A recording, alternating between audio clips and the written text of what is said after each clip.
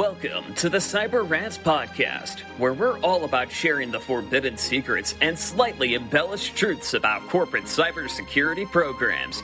We're ranting, we're raving, and we're telling you the stuff that nobody talks about on their fancy website and trade show giveaways, all to protect you from cyber criminals. And now, here's your hosts, Mike Rotondo, Zach Fuller, and Lauro Chavez. Hello and welcome to the Cyber Rants Podcast. This is your co-host, Zach Fuller, joined by Mike Rotondo and Lauro Chavez. And today we have a special guest. Eric Adams is joining us to talk about FedRAMP and wherever else the conversation goes today. So Eric, welcome to the best podcast on the internet and thanks for joining us today. All right. Well, thank you guys. It's a pleasure. So thank you for inviting me. Hey, glad to have you, and a lot of good stuff to talk about around this topic. But before we do, Mike, why don't you kick us off with the news? Morning and welcome to the news. There's a new phishing toolkit that lets anyone create fake Chrome browser windows. There's 4 stories on this, 4 headlines that you can find on our page. Phishing kit has been released that allows red teamers and wannabe cyber criminals to create effective single sign-on phishing login forms using fake Chrome browser windows when signing into websites. It's common to see this option to sign into Google, Microsoft, Apple, Twitter, Steam, whatever. This is where our new browser in the browser BitB attack comes into play that uses pre-made templates to create fake but realistic Chrome pop-up windows that include custom addresses, URLs, titles that can be made using the phishing attacks. Basically, this attack creates a fake browser windows within a real browser window, browsing the browser to create convincing phishing attacks. I remember when I took my CAH class a long time ago, we used to put iframes behind Google windows. So create your own Google, make it work, put an iframe behind it. Oh, it works so good. And Phishing Kit, I will say, has better Chrome templates than EvilGenix. So those of you red teamers out there that are playing with that stuff, certainly check this out. It's on GitHub. Sorry, Mike. No problem. CEH class was a long time ago. Anyway, beware, Emotet is wrapping up its IRS phishing scams. It's tax season, so there's 2 stories about this too.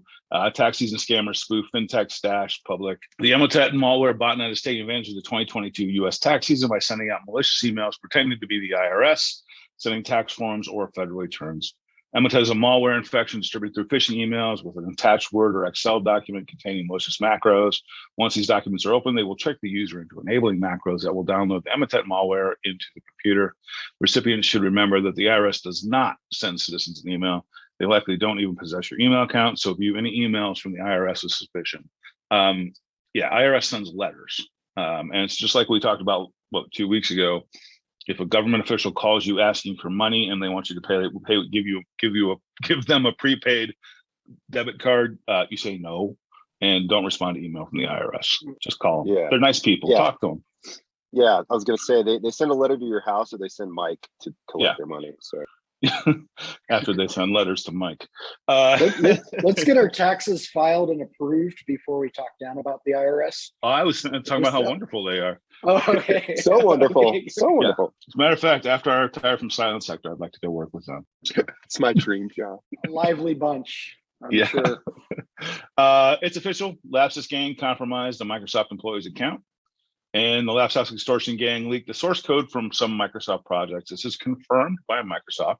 On Sunday, the Lapsus gang announced to have compromised Microsoft's Azure DevOps server and shared a screenshot of alleged internal source code repositories. The gang claims to have leaked the source code for some Microsoft projects, including Bing and Cortana. Microsoft confirmed that Lapsus Extortion Group has hacked one of its employees to access and steal the source code of some projects. Yesterday, the cybercrime gang leaked 37 gigs of source code stolen from Microsoft's Azure DevOps server. Lapsus also shared a screenshot of it. My only question is, well, how's this different than any other Microsoft thing? I was going to say Microsoft leaked code. It doesn't matter. It's all vulnerable anyway. Exactly. Get hacked. I think they just copy and paste previous news articles into new ones and just call it news. And it's really it's really all the same. They got the format. They change a couple names and just kick out these articles left and right. It's just like the old McDonald's sign that said it had over a billion served. It should just be Microsoft hack number 4,384. Yeah. For the we lost code. That's a great excuse for our operating system being so crap. From some of the great names out there for hackers, the Chinese Mustang Panda hackers spotted deploying new Hodu malware. Fantastical beast that I just can't picture that in my head. Okay. And there's a new cyber and espionage campaign targeting ISPs, research entities. It's kind of two, both of these go together, but there's a Chinese-based advanced APT or an APT team called Mustang Panda. There's a link to an ongoing cyber espionage campaign using a previously undocumented variant of PlugX remote access Trojan on infected machines. Slovak cybersecurity firm ESET dubbed the new version of Hodor, owning its resemblance to another PlugX, aka core plug variant called Thor, that came to light in 2021. Infections culminate in the deployment of the Hodor backdoor on the compromised Windows host. So long story short, there's some bad stuff out there. There's a couple of headlines to take a look at. There's a crypto ROM scam using iPhone features to target mobile users. Hundreds of HP printers are vulnerable to remote code execution flaws. You might want to look into that. Microsoft Help files are disguised as VIDAR malware.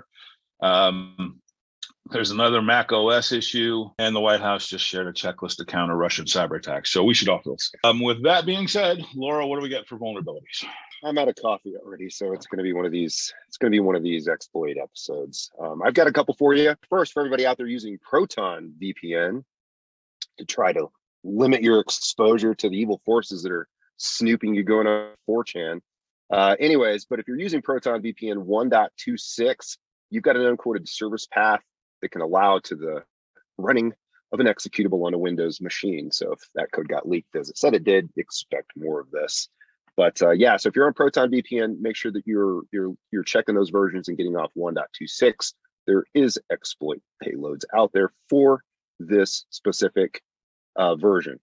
Also, for those sysadmins out there using Avanti Endpoint Manager to manage all of your endpoints in your office, there's a remote code execution payload. It's been created craftily with some Python. So if you're using 4.6, make sure you're getting off of that. There are valid payloads out there for all of us to download and execute against your Avanti Endpoint Manager exposure. And last but not least, kind of another one from Apache. If you're using the API 6 module to host API functions, there's a remote code execution payload that's been validated. Cool Python stuff. Make sure you're getting off Apache API 6 2.12.1, as we do have payloads for that operating system version. Program version to send your way. So with that, Zach, we have a special guest.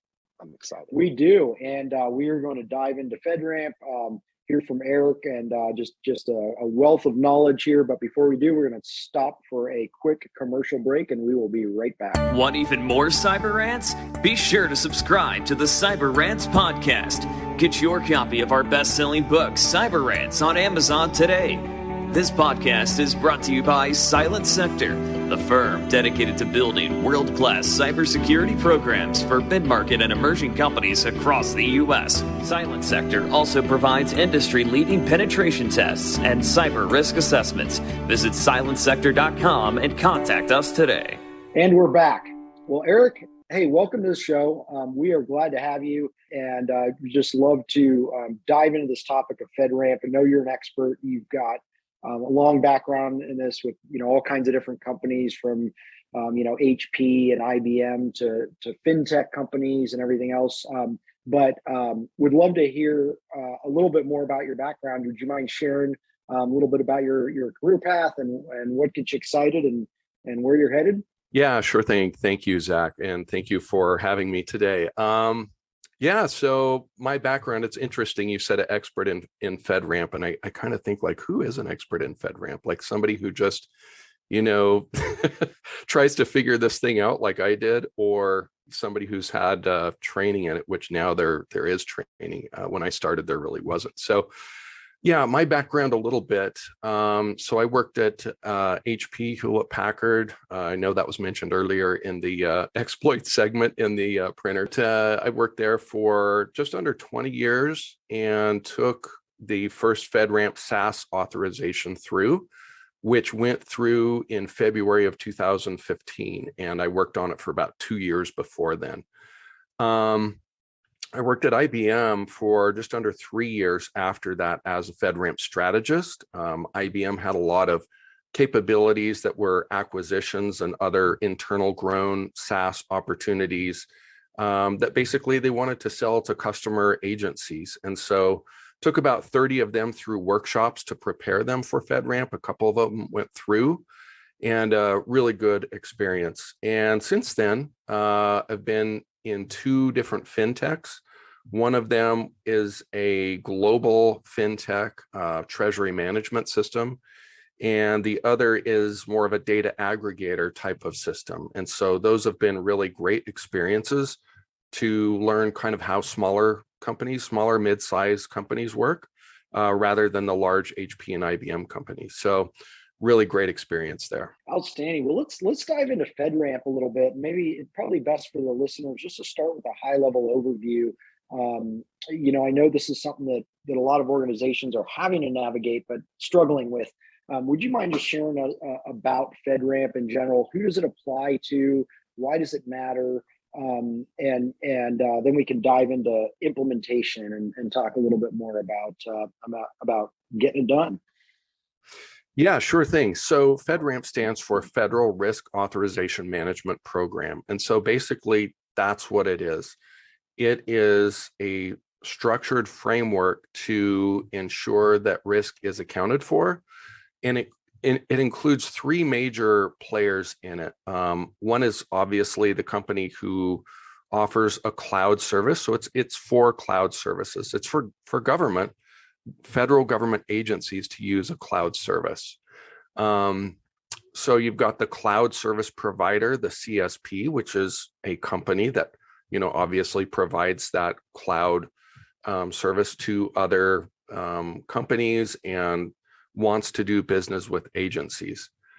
Then you have obviously the government part of it, so FedRAMP itself, and then there's the agency part of that. So you've got kind of that government to government relationship, and I'll explain a little bit more about that, but that's super important.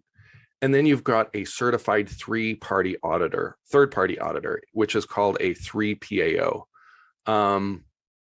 And that's a really important part too, because that provides a separation of duties to ensure that when you're doing the work, that a third party that is non-biased in it can be able to, from their expertise and their certifications of being a third-party auditor, can be able to ensure that you're doing the controls right, that you can audit the system correctly, that everything meets the specifications.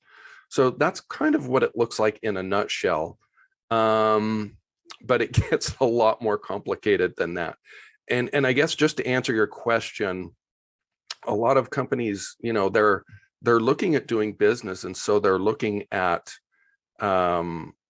possibly requisitions that have been put out by government that say, oh, wow, you've got this great collaboration tool or this great inventory management system in a cloud service. We'd really like to use it, but in order to do that, we have to get this compliance. We have to get this assurance that it meets our government specifications. So that's the reason that companies want to do this. Now, kind of to answer a little bit of your other part of the question too is, how should a company go about doing this? Well, what I always recommend is, find somebody who's done this before. Obviously, a lot of people are going to give you advice. Hopefully you go to someone who's done it successfully and that can give you that advice. Obviously, also your competitors are probably not going to do that. So it's good to, do as much research as you can. The third-party auditors can point you to consulting agencies.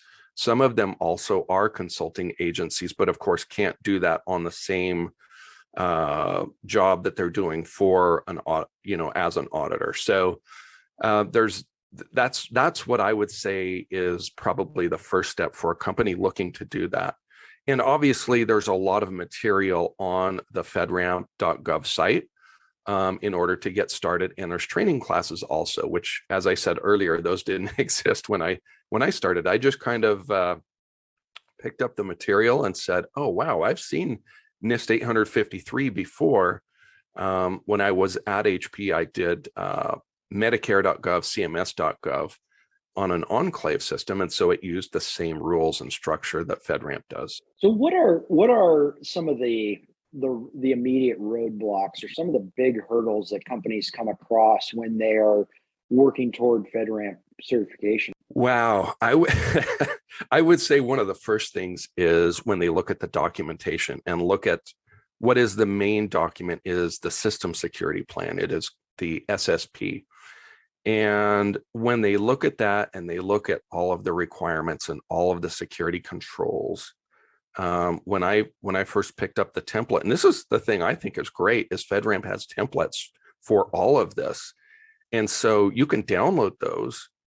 And a lot of people, especially in smaller companies, they get overwhelmed because there's 20 security control families now in the new NIST version 5 of NIST 853. And so when they look at it, it's just so many questions that are being asked. So when I was doing this, it was under NIST revision 3, and there were a lot less. There was like 17 control families. Some of the controls that exist today either were on the new Rev 5 or were not. They deprecated some of those. So it changes all the time, which is also another good thing because NIST has a lot of effort, and FedRAMP has a lot of effort into maintaining these to current specifications, which is super important. Now, so here's a part that I also want to say is really important. Small businesses should go into a FedRAMP certification if they feel that it is worth their time, money, and effort. There are workshops, or there have been workshops that specifically target small business. The reason is government wants new technologies to be available for them, obviously, to use as a cloud service, but also they do want competing companies to be able to provide the best service that they can get. So obviously government, when they're procuring systems, they go through a formal procurement process, right? So there's RFPs that go out, and there's all of that process. So, and that's where you'll see in a lot of these that it'll say, look, if it's a cloud service, we want to procure this, it has to have a FedRAMP authorization. And there are certain conditions where they might not have to have that if it's hosted on their own system. And this changes all the time. So please don't take my word for it. Please look at the updated documentation. But when I was going through it, if it was hosted on their own system, if no other agencies are connecting into it, and if you meet whatever requirements, you might not have to have that. But now it's getting more stringent to where if you're, say, a SaaS provider, so if you're a cloud application provider and you are going to sell this to government, it's getting tighter to where, yes, it's going to probably more than likely have to go through FedRAMP authorization. And here's the reason a cloud service provider would want to do that is because what FedRAMP has done is built a audit once or do once, use many times framework. So once you go through it, the goal for a company is to start selling to other agencies where applicable. So you can go through that first one. It might be pretty costly, but then your return on investment is looking at other agencies and saying, wow, that one could use our same cloud service, or looking at those RFPs and saying, all right, well, yeah, they're wanting the same thing. If it's, like I said, inventory management, they're wanting the same thing that we have sold to this other agency, and we went through FedRAMP. So really, that's the reason you want to go about it. But again, back to the question, I would say, ask people who have gone through it or look for resources. And here's what I found too, is I started out, it was like, taking on this giant thing. I didn't know how big it was. It was like eating an elephant one bite at a time. And this is when I worked at HP also.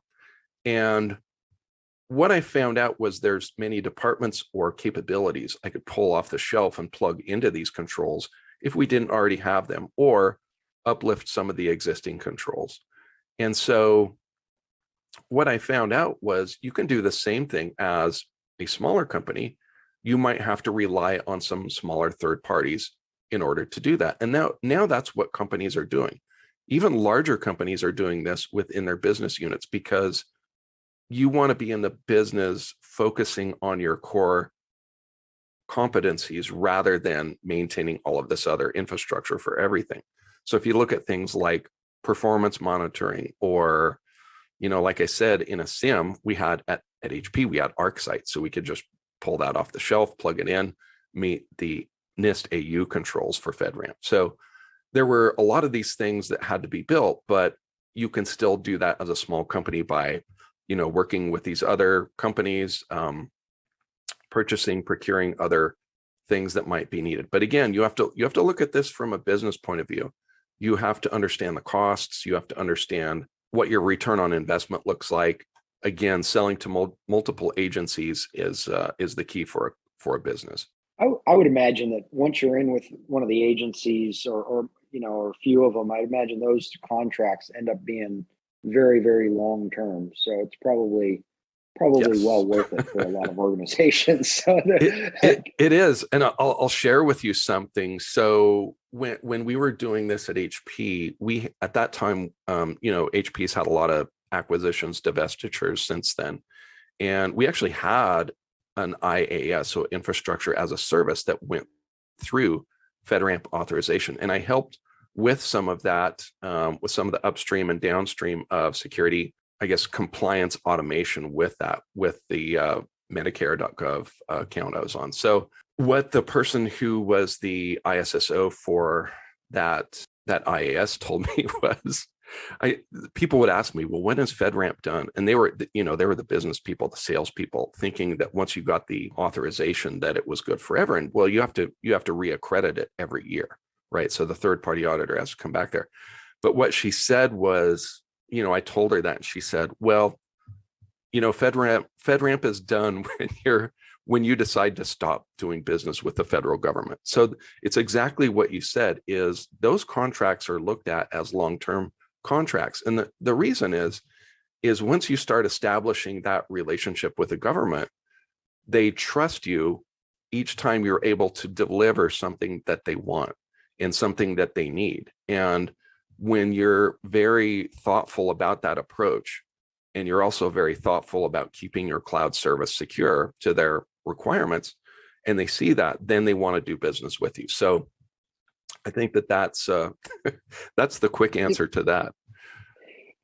One of the things that I've heard quite often, probably too often, in fact, and not just FedRAMP, but definitely for FedRAMP, I think there's a bit of a misconception out there that if we just put our product on a FedRAMP compliant host, we're good to go.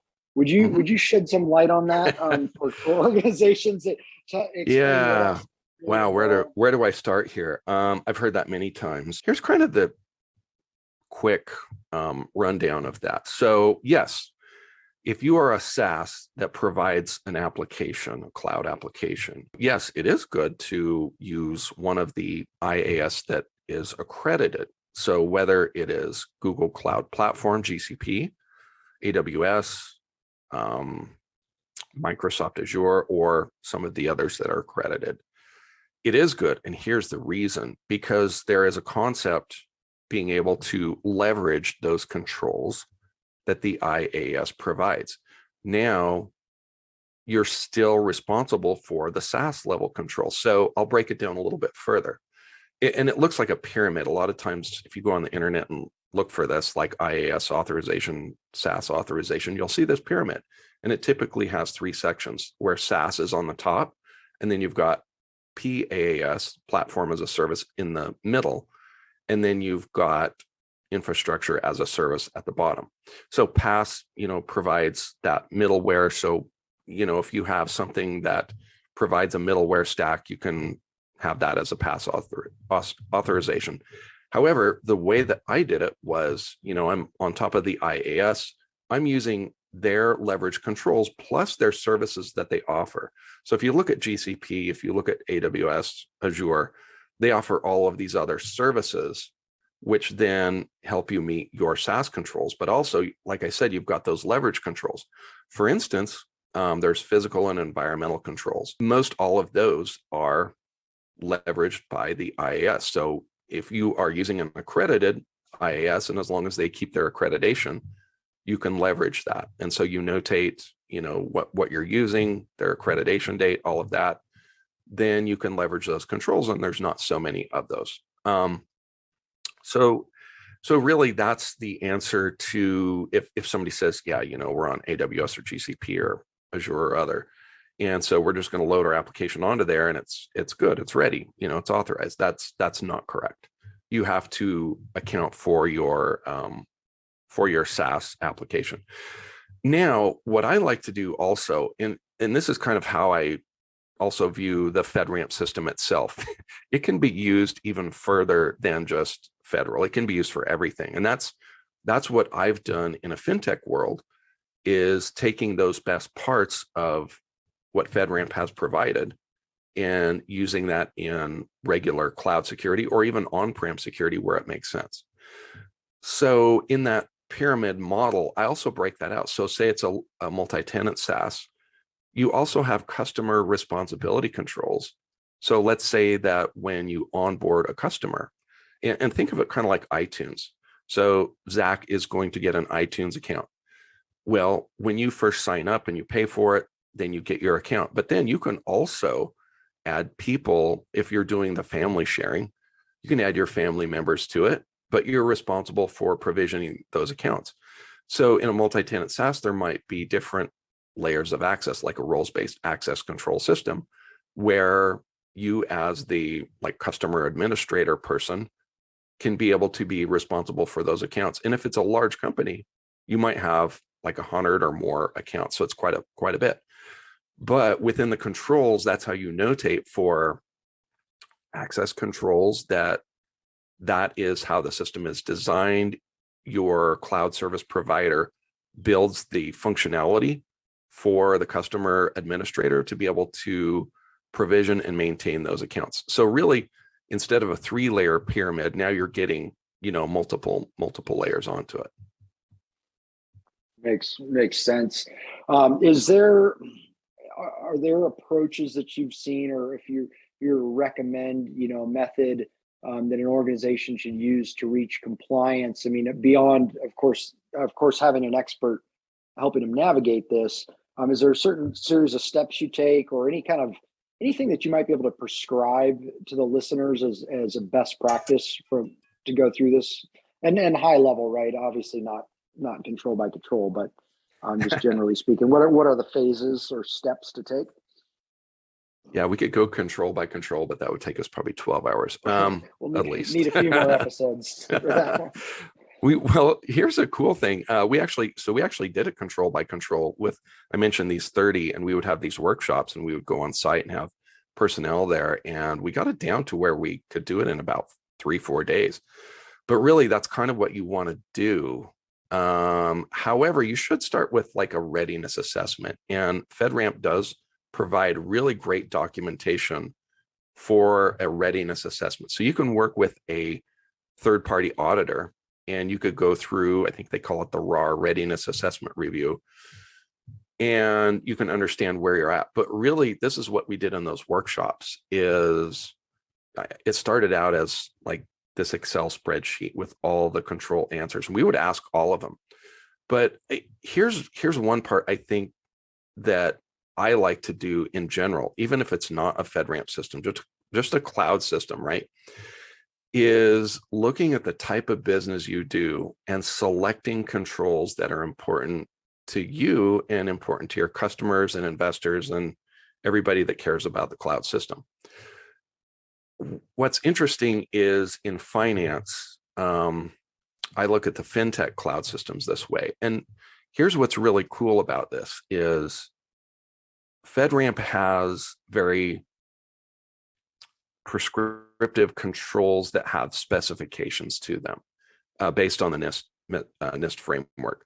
So I like to use that as a base. And if you're doing other frameworks, so let's say you're doing ISO 27001 certification, you're doing PCI, you're doing HIPAA, you're doing these others. Well, there's crosswalks available on the internet that show you what controls are related. Now, here's the caveat to that. They're worded a little bit different. So you got to be careful when you're doing this. You get a little bit better once you do it a lot. But what you can do is you can go to any compliance type of auditor. And if you do this correctly, and if you really scrutinize the controls and you say, well, this is really important to us, this is really important to our customers, investors, and other people, and we've worded the answer to be able to meet any of these compliances. If you can do that and then do it for all of the controls that are important to you, plus any of those others that you have to meet a certain certification authorization, you can pass any audit that there is.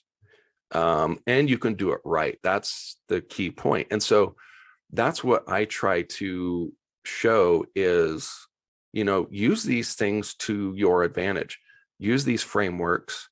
And that way the auditor really appreciates that because you've put a lot of thought into it. Well, excellent advice. I think it's great for people to know that these aren't, their own individual silos, right? If they're aligning to one framework, they can crosswalk to others. They're not having to reinvent the wheel every single time. And I like that approach. What is there any way to give guidance? I mean, I know it's going to be different for every organization, but if you were to take maybe a mid-size, like a mid-market SaaS company, for example, that's looking to go get FedRAMP certified, they already have a cybersecurity program in place following a standard like NIST. Is there any way to give a range of what it might cost an organization to get through FedRAMP compliance once they're done with the audit and consulting services and all of that? Or is that too broad of a question? No, it's a great question. And I would say a lot of the answer to this is a lot of it comes down to how much you already have built that the specifications require. So for instance, I mentioned monitoring of systems. And again, I mentioned what we used at HP was ArcSight. So you could be using any other type of a SIM product, security incident and event management product, to be able to correlate your logs, to be able to, react to security issues and have a playbook for that. So that's just one example of one control family, is to understand what you already have. Because if you don't have a lot of security capabilities, processes, people trained, then yes, you have to do quite a bit. And I've seen a lot of these that are just a super small team, but they do have that management commitment and business commitment to say, all right, we're going to build up these, teams and these capabilities, and we're going to go through this, and we're going to, basically do what the consultant tells us to do and understand the reasons why in order to build this. So now let's say in a perfect world, you've got most all of these. You obviously have your auditor costs. So a 3PO could be up to, let's say, $200,000 for your initial audit. And then you've got ongoing as, let's say, half of that every year.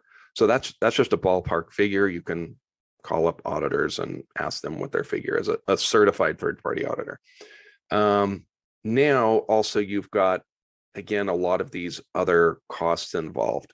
The cost of the personnel.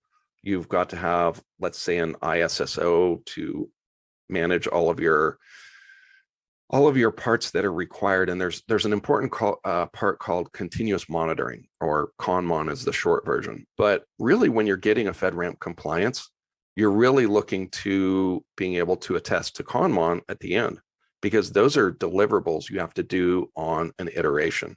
So there's a cadence to that. There's a document that says, all right, every month you have to do threat and vulnerability management. You have to run a vulnerability scan on your systems. You have to build what's called a plan of action milestones, a POAM chart sheet that you turn in to the agency authorizing official once per month, and a plan on how you plan on closing those vulnerabilities. So it follows a NIST schedule of 30 days for highs, 90 days for moderate vulnerabilities, and low and informational 180 days. And then of course, criticals, right as soon as you test them, when a patch is released, you test it and you put it on there.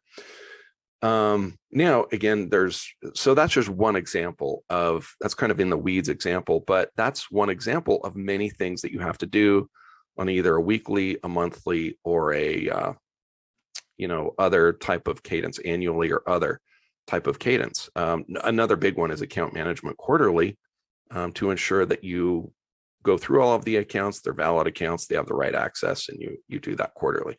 So it's really about planning to understand how you can maintain your FedRAMP authorization with the right amount of people that are trained, that are able to carry out these responsibilities.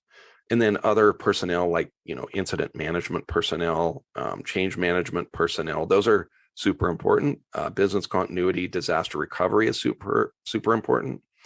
And those are just general things that businesses should be doing, but they're tested to, I would say, the high watermark of auditing with what FedRAMP requires. And it should be. It's a government system. Those are often targets for attackers, and that's the rationale of why it's important.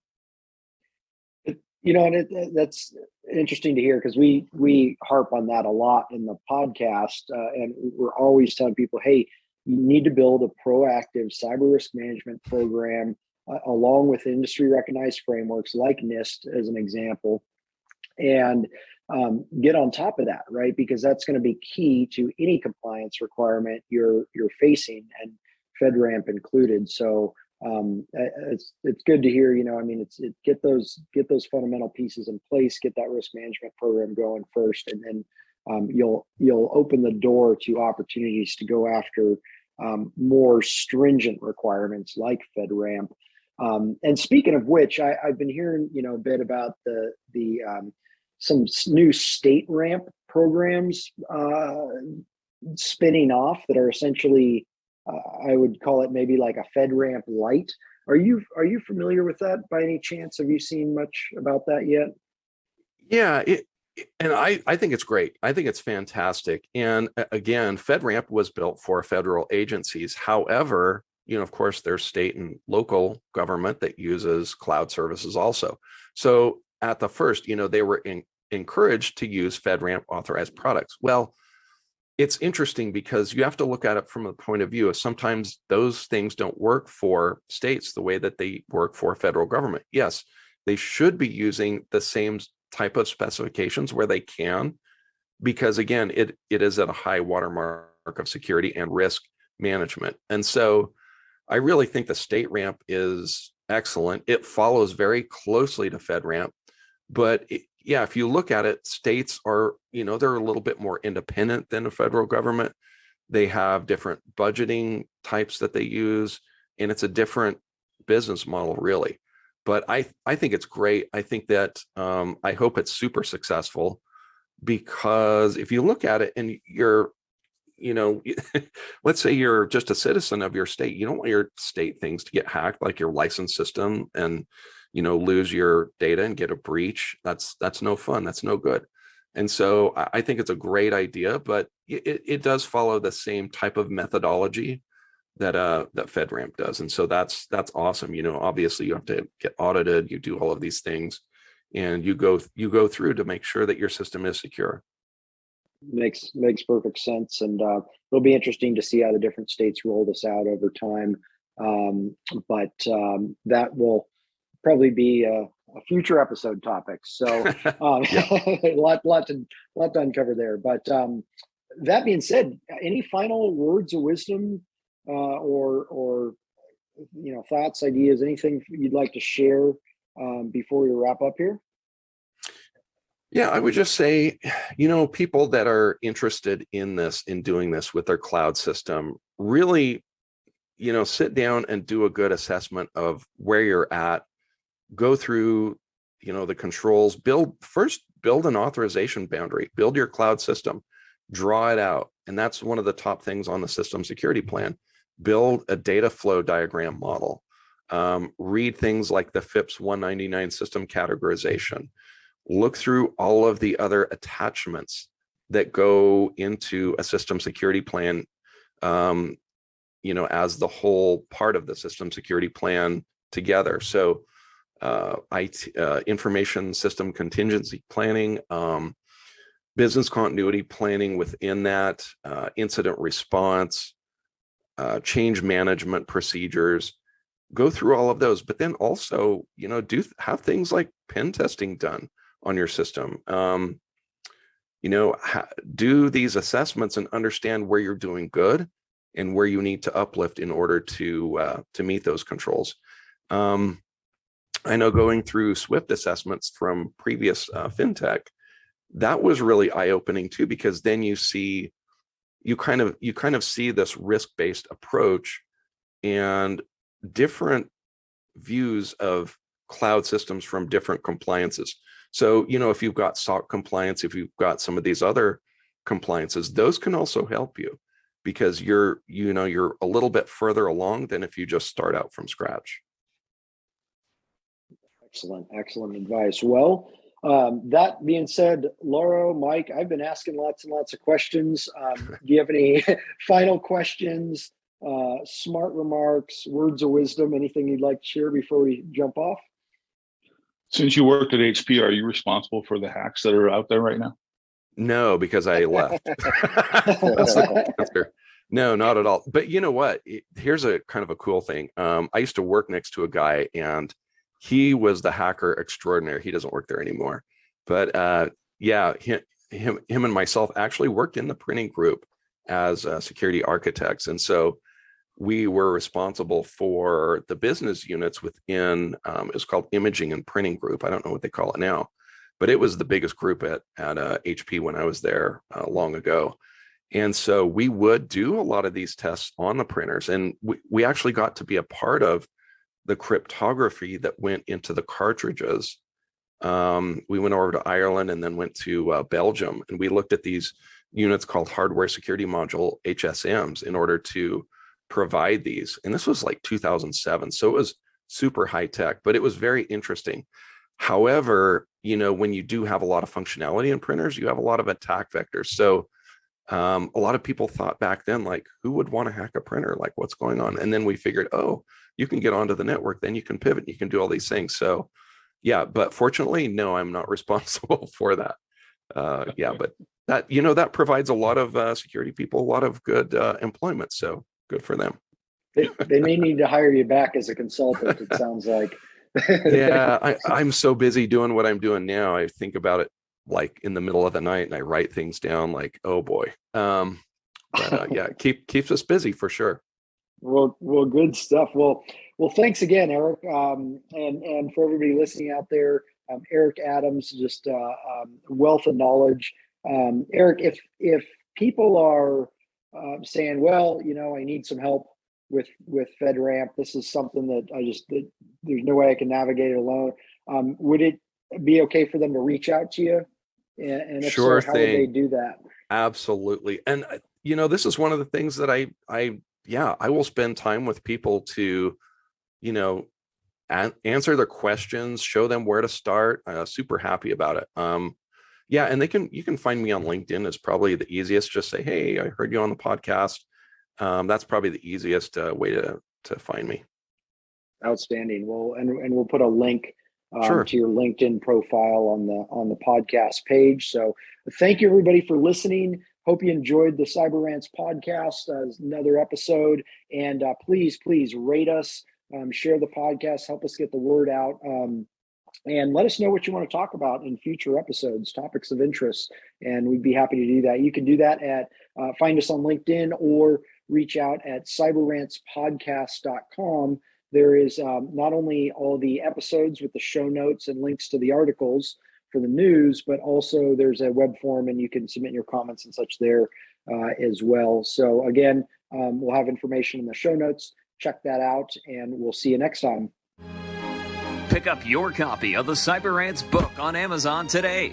And if you're looking to take your cybersecurity program to the next level, visit us online at www.silentsector.com. Join us next time for another edition of the Cyber Rants podcast.